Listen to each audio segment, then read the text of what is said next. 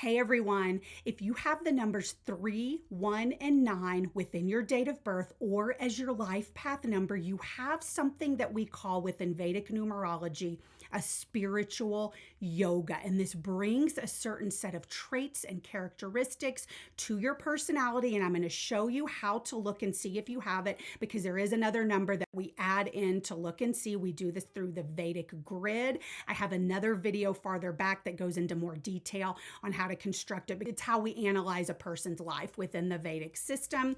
Okay, so let's get this example date of birth into the grid. If you don't want to do the grid, just write the numbers down as I tell you, and then you'll know if you have it. Okay, so March, that's the third month of the year. The 3 goes here. The 16th of the month, the 1 goes here. Always follow this pattern to the right. And then the 6 goes here. Now, if you have a double digit for your date of birth, with the exception of the 10th, 20th, or 30th, add that number together and put it into the grid or the lineup that you're writing as well. So the 16, that adds up to a 7. So we put the 7 in, right? Because this person's a birth number of 7. We go to the year. We never take the first 2 numbers of the year, only the last 2. So 88, we put 2 8s in the grid here. The final piece is adding in the life path number. That's all the numbers in the date of birth added up, condensed down to one number. This person is a life path of 9, so we put it in the grid, and you can see how they now have a 3, a 1, and a 9 within their grid. This is known as a spiritual yoga. So yogas are different set of combinations within the grid. I'll go over all of them eventually because there are quite a few, but it really will speak to someone's personality. Now, just a reminder that this is just the foundation for the characteristics. Other numbers can greatly influence the yoga, but we're going to talk about what the yoga is. Okay, so like I said, it's a spiritual yoga. And in real time, I have found that these people, it's not that they're sitting around reading religious texts or, burning incense. But what it means in today's day and age is that these people with a 319 are very much in alignment with their dharmic mission. So, right, our dharma is what we are meant to do in the material world. Our karma is how we will fulfill our dharma. So these people are very much aware. It's a righteous yoga, right? They know what they should be doing in life. I do want to mention, if you have multiple 3s, 1s, or 9s, this will apply to you, but the flavor will be changed a little, and I'll talk about how it'll manifest in a second. But people with 319s are very hardworking. They usually have great career success. They want to be recognized, and they do stand out in their career.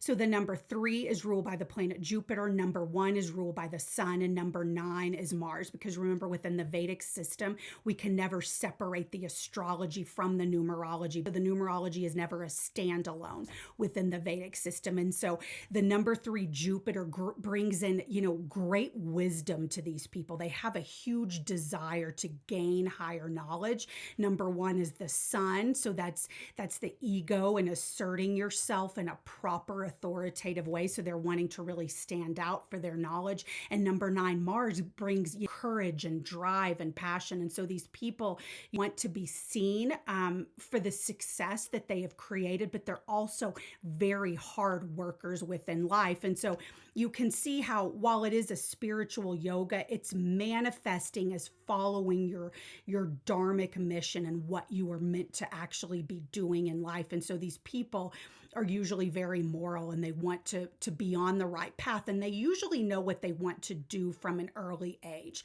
Now, it can create great success in your life and your career. You're very hardworking. You also, want to be recognized for what you do, right? You're not going to be a pushover.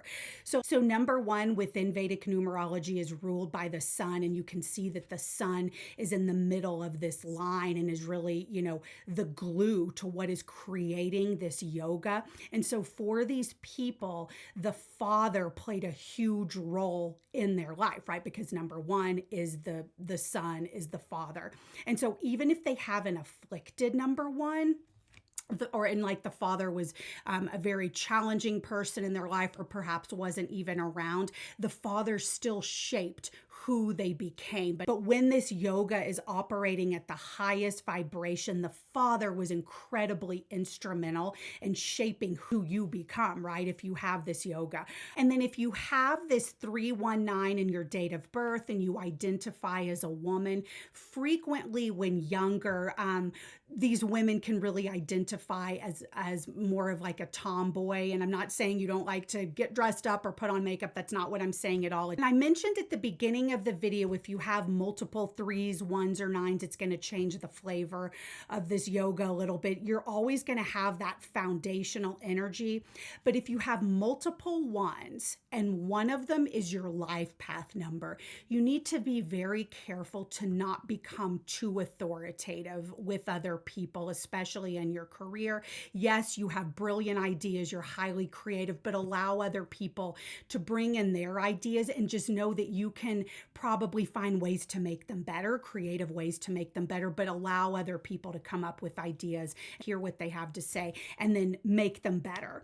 If you have multiple 3s, then this can create a scenario where your morals can be swayed, where they're not always following this direct path, even if it's for a higher cause, which frequently it is, right? So doing something that may kind of be going off the path of ethics, even if it's for something better, is still unethical. So that's something that really has to be watched for.